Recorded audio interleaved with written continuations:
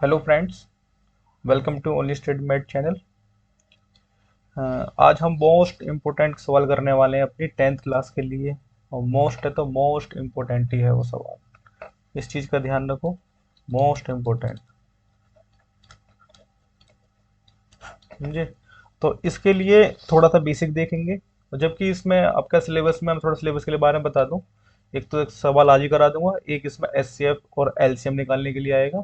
वो two types के सवाल यहाँ से आएंगे, और दो स्पेसिफिकली दो ही बोले हैं सवाल, और स्पेसिफिकली वही आएंगे, और थोड़ी बेसिक नॉलेज।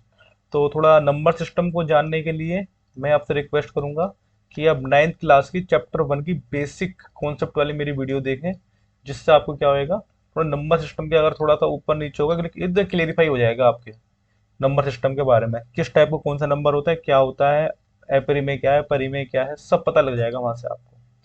तो आप इस मैं होप करता हूँ कि आप देख के अपने कॉन्सेप्ट को क्लियर करेंगे। और आज मोस्ट इंपोर्टेंट सम कराने वाला हूँ मैं टेंथ क्लास के लिए चैप्टर 1 से।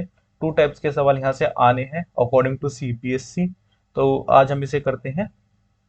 उससे थोड़ा सा बेसिक बता दूं मैं, सॉल्व करने के लिए आपको पता होना चाहिए। और जैसे मैंने बताया, उस वीडियो को देखोगे तो वहां से नाइन्थ क्लास के और अच्छा क्लियर हो जाएगा। पर जो है यूज होएगा वो बता दूं। हाँ, हम जानते हैं प्राइम नंबर। प्राइम नंबर क्या होते हैं? जो प्राइम नंबर होते हैं, प्राइम नंबर के लिए सीधी डेफिनेशन है कि ऐसा नंबर जिसके एग्जैक्ट एग्जैक्ट एकदम टू क्या हो, टू फैक्टर क्या होने चाहिए, टू फैक्टर मतलब कि दो गुणनखंड। एग्जैक्ट टू गुणनखंड उसके लिए क्या होने चाहिए आपके प्राइम नंबर के लिए, जैसे टू। और दो भी कैसे गुणनखंड फैक्टर, टू के कितने होंगे, वन होएगा, और फैक्टर क्या है इसका, टू है। पर वन का जो फैक्टर है वो वन है और वन है। यानी एक वो एक से कटे, हर एक नंबर वन से डिवाइड होता है और एक इट सेल्फ डिवाइड होता है। पर दोनों केस में क्या है, वन में सेम चीज है, तो इसका फैक्टर कितना हुआ, एक का टू। एग्जैक्ट वो एक का फैक्टर एक हुआ, एग्जैक्ट टू बोला है, ना दो से ज्यादा ना दो से कम, अकॉर्डिंग टू डेफिनेशन। तो ध्यान रखें, टू के कितने फैक्टर आ रहे हैं, वन एंड टू। तो दो फैक्टर हो गए एग्जैक्ट, इसके अलावा कोई फैक्टर है नहीं, तो two is a prime number. उस then three, then five, then seven, then eleven. Nine नहीं है, नाइन के वन हो जाएगा, नाइन इटसेल्फ हो जाएगा, और क्या हो जाएगा आपका, थ्री भी हो जाएगा। तो नाइन नहीं है, तो इसका क्लेरिफाई करना है आपको। और इससे आगे थ्री ये है। अब इसमें दो तीन खास चीज सीख लो। टू क्या होता है, एक इवन नंबर है, आप जानते होंगे। इसको इसको डाउट है, मैंने कहा नाइन्थ क्लास की बेसिक कॉन्सेप्ट की वीडियो देख लेंगे, चैप्टर 1 की नंबर सिस्टम की, क्लेरिफाई हो जाएगा। तो हमारा टू एक ऐसा नंबर है जो इवन भी है, प्राइम भी है। ये एक स्मॉलेस्ट नंबर है। टू की खास बात सुन लो, पेपर में कभी पूछ सकता है, क्लियर बात होगी। ठीक है। एक पूछता है smallest odd number, prime odd number, तो वो थ्री हो जाता है। ठीक है। तो बेसिक चीज है। इसके बाद एक आता है हमारा को प्राइम। को प्राइम बोलते हैं, या उसे बोलो सह अभाज्य, हिंदी में बोलते हैं उसे सहभाज्य। इसका मतलब क्या है, सह अभाज्य है वो दो नंबर, अब सह की बात कर रहा है तो साथ में दो चीज है, वो नंबर्स एक या दो से ज्यादा भी, दो से ज्यादा भी हो सकते हैं, दो नंबर जिनके बीच में फैक्टर क्या, वन। फैक्टर ओनली क्या है, वन। जैसे टू एंड थ्री, कितना फैक्टर है, वन। क्लियर फाइव हो रहा होगा। फोर एंड फाइव, कितना फैक्टर है इनके बीच में, कॉमन फैक्टर वन। और कोई नंबर काटेगा क्या कॉमन, नहीं काटेगा। तो इस चीज का ध्यान रखें इसमें कि को प्राइम नंबर क्या होता है, क्योंकि आज के सवाल में हमारे क्या है वो यूज होने वाला है, आपका को प्राइम नंबर यूज होएगा। ठीक है। और एक हमारा यूज होने वाला है परिमेय संख्या। परिमेय संख्या क्या होती है, ठीक है, रेशनल नंबर बोलते हैं इसे। परिमेय संख्या, परिमेय संख्या वो संख्या होती है जिसे पी अपॉन क्यू की फॉर्म में किसी फ्रैक्शन में लिख सकते हैं। देन जहां Q not is equal to zero, ठीक है, और पी और क्यू क्या से बिलोंग करेंगे, पूर्णांक से। कहां से बिलोंग करेंगे, पूर्णांक से। क्लियर बात हो रही है। इसमें ये कहीं नहीं बोला गया डेफिनेशन में, पी और क्यू क्या है, सह अभाज्य है, डेफिनेशन में कहीं भी नहीं। मतलब कि मैं एग्जांपल ले लूं, 20/25, ये भी क्या है, कैसा नंबर है, ये भी एक नंबर है आपका, ये आपका एक नंबर है फ्रैक्शन, मतलब कि परिमेय संख्या है ये हमारी एक, ये हमारी एक परिमेय संख्या है। और इस परिमेय संख्या को,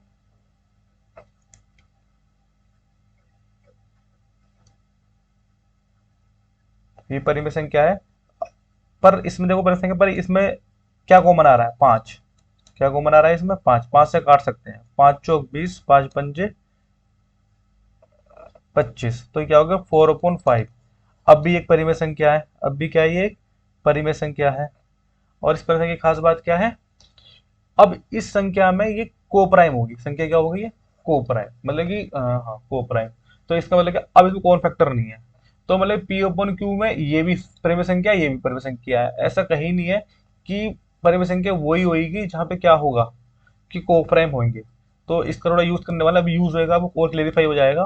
तो हमारा जो इस फॉर्म में लिख देंगे, बट नीचे क्या नहीं होना चाहिए, जीरो नहीं होना चाहिए, और पी और क्यू कहाँ से आने चाहिए, वो आपके पूर्णांक से आने चाहिए। तो इसके ऊपर हम डिस्कस करते हैं आगे। तो मोस्ट इंपोर्टेंट वाला भी स्टार्ट होने वाला है आपका, बी रेडी। मैं फ्रेश पेज लेता हूँ, इसके लिए फ्रेश पेज लेना पड़ेगा। एक सवाल आएगा आपके पेपर में, √2, √3 या √5, तीन ही सवाल एग्जैक्ट सिलेबस में लिख दिए हैं कि इनको प्रूफ करना है या सिद्ध करना है, सिद्ध करो अपरिमेय, अपरिमेय इरेशनल, अपरिमेय संख्या है, ये आएगा। या सिद्ध करो √2, √5 या √3 क्या है, एक इरेशनल नंबर है, क्या अपरिमेय संख्या है। तो ये सिद्ध करना है, इसमें ये एक अपरिमेय संख्या है। तो इस अपरिमेय संख्या को सिद्ध करने के लिए क्या करेंगे, ठीक। अब इसमें कौन सा ले लेता हूँ, चलो √5 ले लेता हूँ मैं, √5 को आपको करवा रहा हूँ, क्या √2 कराऊँ, कुछ भी करवा लो, सब एक ही बात है, बता दूंगा कि क्या करना है एंड में। अब इसमें क्या है, हमने कहा √5 एक अपरिमेय संख्या है, ये हमने ले लिया।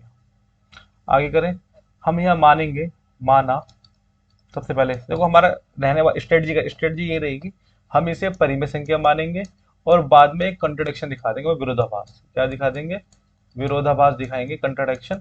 और हम कह देंगे जो हमने लेट किया था, जो हमने माना था, वो क्या है, वो चीज सही नहीं है, इसलिए हमारी ये संख्या वो क्या है, एक अपरिमेय संख्या है। ठीक है, तो हम मानेंगे या कल्पना करेंगे, ठीक है। माना या क्या कहते, तो कल्पना करते हैं हम कल्पना करते हैं कि √5 एक, अब तो कोई सा भी आ सकता है इसमें, मैं √5 वाला करा रहा हूँ, इसको हटा देता हूँ, ठीक। √5 एक परिमेय संख्या है, अतः परिमेय संख्या तो हो गई हमारी, परिमेय संख्या है, तो अतः क्या हो जाएगा, परिमेय संख्या क्या लिख सकते हैं, तो हम √5 को इस फॉर्म में लिख सकते हैं, P/Q की फॉर्म में क्या लिख सकते हैं, हम √5 को लिख सकते हैं। ये बात क्लियर है, तो √5 P/Q की फॉर्म में लिख देंगे। तो जहाँ पे Q not is equal to 0 है, और P और Q कहाँ से बिलोंग का साइन होता है, बिलोंग कहाँ से करते हैं, तुम्हारे इंटीजर I, मतलब कि पूर्णांक, ठीक है। P और Q कहाँ से बिलोंग करते हैं, पूर्णांक से बिलोंग करते हैं। अब हमने यहाँ ये नहीं बोला है कि P और Q को प्राइम है, मैंने आज एग्जांपल दिया था, ये क्या हो सकते हैं, 20/25, 30 कुछ भी मालूम, 27, मतलब कॉमन फैक्टर इनमें हो सकते हैं। तो हम क्या करते हैं, हम इस चीज को सॉर्ट आउट करने के लिए क्या करते हैं कि P और Q के बीच में क्या हो सकते हैं, हमारे उभयनिष्ठ गुणनखंड, कॉमन फैक्टर को क्या बोल देते हैं, उभयनिष्ठ गुणनखंड। हमने क्या दिया, P और Q के बीच में क्या है, P और लगा देना, P और Q के बीच उभयनिष्ठ कॉमन था गुणनखंड, क्या हल करने पर, ये लिख दो, हल करने पर। तो क्या हो जाएगा, हमने मान लिया, उसके बाद क्या हो जाता है, ये A/C बन जाता है। हमने क्या मान लिया, A/C, A/B मान लेते हैं, क्या बन जाता है, A/B बन जाता। अब A/B बन गया, हमने हल कर लिया, तो इसका मतलब क्या है, अब यहाँ पे हो गया A और, अब वनिष्ठ कॉमन तो फैक्टर है नहीं इसके, A और B क्या हो जाएंगे, A और B सह अभाज्य संख्या है। ये आपका पहला स्टेप है। इस सॉल्व करना इसी तरीके से है। ठीक है, इतना आपको पोर्शन पहले स्टेप में याद रखना है कि हमने एक संख्या को क्या माना, परिमेय मान लिया, जिसको पी ओपन क्यू की फॉर्म में लिखा। हमने क्या करा, उसके बीच के उभयनिष्ठ गुणनखंड उन्हें हल कर लिया। हल करने के बाद क्या आया, वो ए और बी की फॉर्म में आ गए, जहाँ पे ए और बी सहअभाज्य गुणनखंड है। मेरे साथ क्लियर हो गया होगा। अब चलते सेकंड चीज के ऊपर। ठीक है, सेकंड चीज क्या बोलती है, अब इसको थोड़ा सोल्व कर लेते हैं। सोल्व करेंगे तो बी जाएगा ऊपर, बी गया आपका ऊपर, ए हो जाएगा। तो मैं लिखता हूँ ए बराबर बी अंडर रूट 5। अब रूट हटाना पड़ेगा, तो क्या करोगे, दोनों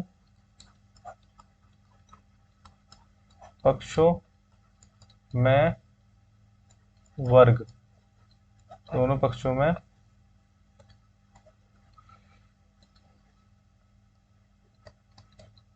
वर्ग करने पर, दोनों पक्षों में क्या कर दिया हमने, दोनों पक्षों में क्या कर दिया, वर्ग कर दिया। दोनों पक्षों में वर्ग करने पर तो क्या होएगा, ए स्क्वायर बराबर B square under root 5 square. तो मैं लिख दूं अंडर इसको, बी स्क्वायर 5 स्क्वायर क्या है, ये हो जाएगा। तो लिख दूं 5 बी स्क्वायर, ए स्क्वायर बराबर क्या हो गया, ए स्क्वायर आ गया तुम्हारा 5 बी स्क्वायर। ठीक है, सेकंड स्टेप हो जाता है। अब यहाँ थोड़ा सा सीखना है, थोड़ा सा जानना है, समझना है। मैंने ऐसे एक एग्जाम्पल ले लेता हूँ। जैसे मैंने ले लिया आपका 18 ले लेता हूँ। चलो 18 को दो चीज काटेगी, इसे गुणनखंड निकालो। 18 का एक 3 हो गया, एक 2 हो गया, एक 6 भी तो हो गया। ये चीज क्या है, इसके फैक्टर है। फैक्टर है तो इसे डिवाइड करेंगे। इसका मतलब क्या है, 18 को मैं ये लिख सकता हूँ 3 × 2 × 6, या ये लिख सकता हूँ 18 12 9, 9 में तो फैक्टर है इसका, एक 9 × 2। मतलब कि अगर मैं किसी चीज को उसके फैक्टर में लिख दूं, मतलब कि दो हिस्सों में बांट के लिख दूं, इसका मतलब क्या है कि देखो फैक्टर में लिखा है 3 भी भाग कर देगा पूरा, 6 × 3 = 18, 2 भी भाग कर देगा, 6 भी भाग कर देगा, 9 भी भाग कर देगा, 2 ही भाग कर देगा। इसका मतलब क्या है, अगर दो चीज को मैंने फैक्टर में लिख दिया तो वो क्या है, वो उसे भाग कर देती है। वो क्या कर देती है, वो उसे भाग कर देंगी। क्लियर बात हो रही है। तो इसका मतलब क्या है, अगर ए स्क्वायर हमारा 5 × बी स्क्वायर में लिखा हुआ है, तो इसका मतलब क्या है, 5 ए को क्या कर विभाजित करेगा, ए स्क्वायर क्या करेगा, विभाजित करेगा। तो लिख दो यहाँ से। तो यहाँ से क्या इंप्लाइज होता है, 5 ए स्क्वायर को विभाजित करता है। एक चीज यहाँ क्लियरफाई होगी हमारी। ठीक, इसको रेस करता हूँ, सेकंड कॉन्सेप्ट आएगा यहीं पर। एक सेकंड कॉन्सेप्ट आता है। जैसे अगर 36 ले लो, चलो 36 किसका स्क्वायर है, 6 का। 6 का क्या है, ये स्क्वायर। अगर 36 को कोई संख्या भाग दे देती है, मैंने मान लिया चलो 3 दे रही है भाग, 36 को 3 का भाग दे रही है, 12 से काट देगी, 3 एक कम 3, 3 दूनी 6। 36 किसका स्क्वायर है, 6 को, 6 को भी तो 3 काट देगा। तो ये बात ध्यान रखो, अगर किसी संख्या को कोई संख्या डिवाइड कर रही है किसी के वर्ग को, तो उसका जो वर्गमूल होएगा वो भी क्या कर जाएगा, विभाजित होगा। तो इसका मतलब यहाँ है, अगर 5 ए स्क्वायर को विभाजित करता है, तो जो 5 है ना, वो ए को भी क्या करेगा, ए को भी क्या करेगा, प्लस विभाजित करता है। मतलब कि ये स्टेटमेंट क्या इंप्लाइज कर देगा कि इसको विभाजित करता है। भी हटा देता हूँ। मेरे ख्याल से चीज क्या होगी, क्लियर हो गई होगी आपको। ठीक है, सिंपल सा है। दो चीज गुणा में लिखी है तो दोनों चीज डिवाइड करती हैं। तो मैंने ले लिया 5 ए स्क्वायर को विभाजित करता है, अगर उसके वर्ग को विभाजित कर रहा है तो ए को भी क्या करेगा, ये विभाजित करेगा। तो अगर कोई चीज विभाजित करती है, 5 को विभाजित कर रहा है, जैसे 6 3 क्या कर रहा था आपको, 6 को विभाजित कर रहा था, तो 3 को लिख 6 को लिख सकता नहीं हूं मैं, 3 × 2। कुछ तो गुणा में होगा ना जिससे काट मल्टीप्लाई करके ये चीज आएगा, काट रहा है तो भले 1 क्यों ना हो, करेगा तो है ही। तो हम क्या लिख देंगे, विभाजित करता है, तो अतः तो 5 को क्या लिख सकते हैं, 5 को लिख सकते हैं हम, सॉरी ए को हम क्या लिख देंगे, ए को लिख सकते हैं, ए बराबर लिख दिया मैंने, 5 से काट रहा है तो हमने कोई किसी गुणा क्या कर रहा है, सी से। ठीक है, गुणा कर रहा है किसी सी से क्या कर देता है, इसे गुणा कर देता है। तो ए बराबर क्या आ गया आपका 5c। क्लियर बात होगी। ए बराबर क्या आ गया आपका 5c। मुझे लगता है कि यहाँ तक आपसे कोई दिक्कत किसी को नहीं होगी। ठीक है, अब आगे चलते हैं। अब क्या देखो, इस समीकरण एक दिख रही है आपको, ये समीकरण एक ले लो, ये समीकरण दो ले लो। अब क्या करो, एक और दो से देखो, ए की वैल्यू क्या रख दो, समीकरण दो में रख दो, ए की वैल्यू समीकरण एक में रख दो। क्या लिखो, समीकरण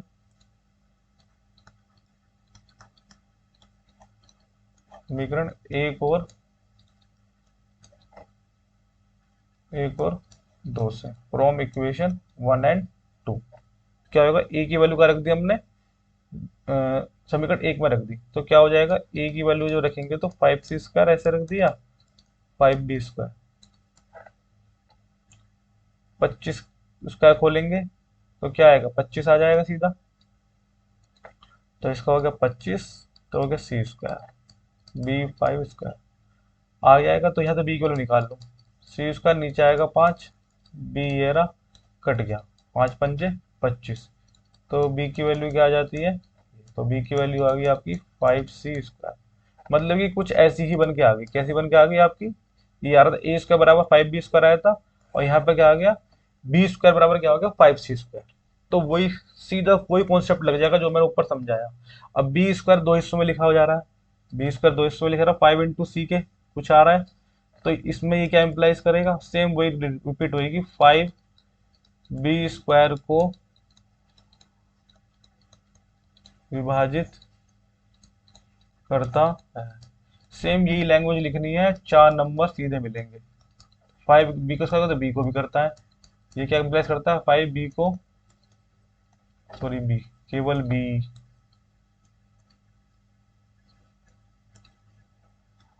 b को विभाजित करता है। b को विभाजित करता है तो सिंपल सी बात है, वही चीज लिख दूंगा, अतः क्या हो जाएगा, तो b बराबर में लिख सकता हूँ 5c, लिख देता हूँ इसे। क्लियर बात हो रही है। तो क्या हो रहा है, 5 क्या कर रहा है, b को, इसको लिखो ही मत, जरूरत ही नहीं लिखने की अभी हमें। अब देखो इसमें दो स्टेटमेंट आ रही है, 5 को b विभाजित करता है, ठीक है, एक ये लाइन हो गई, एक लाइन हो जाएगी, a को 5 विभाजित करता है। ठीक, अभी हटा दिया जाए साइड वाला, समझाने। तो इसे मानो समीकरण एक, ये होगी समीकरण ए मानो, मेन मूल समीकरण ये है हमारी। इसको एक अलग से मैं बना रहा हूं, और इसे मानो समीकरण बी। समीकरण एक और बी कर रही है, वहां पे 5 ए को विभाजित कर रहा है, और यहाँ पे 5 बी को विभाजित कर रहा है। मतलब कि एक ऐसा नंबर मिल रहा है कि ए और बी को क्या विभाजित कर रहा है, 5 विभाजित कर रहा है, 5 विभाजित कर रहा है। तो हमारा मेन कॉन्सेप्ट क्या रहेगा यहाँ पे, जब हमने क्या माना था, ए और बी तो कोप्राइम हो गए थे ना, मतलब कि उनके बीच में केवल एक ही कॉमन फैक्टर है जो विभाजित कर रहा है, पर हमने क्या निकाल लिया, 5 निकाल लिया। तो इसका मतलब है कुछ तो हमने गलत माना है, कुछ तो हमने गलत कल्पना करी है। तो इससे कि हमने एक गलत कल्पना कर दी, जिस वजह से हमारा कंट्रोडिक्शन आ गया, विरोधाभास आ गया। अतः जो √5 है वो एक अपरिमेय संख्या है। ठीक है, तो इसको लिख देते हैं, एक बार मैं पूरा और रिवाइज करवाता हूँ आपको, लिख दो इसे। तो क्या होगा, समीकरण ए और बी से क्या हो गया, और भी करिए कि 5 ए तथा बी में क्या है, उभयनिष्ठ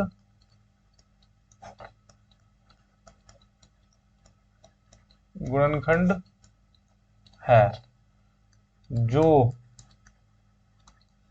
हमारी कल्पना के कल्पना का विरोधाभास है। जो हमारी कल्पना क्या है, विरोधाभास, जो हमारी कल्पना का विरोधाभास है। अतः क्या लिख दो, √5 एक अपरिमेय संख्या है। 4 नंबर आ गए, 4 नंबर आपके एकदम परफेक्टली आ गए।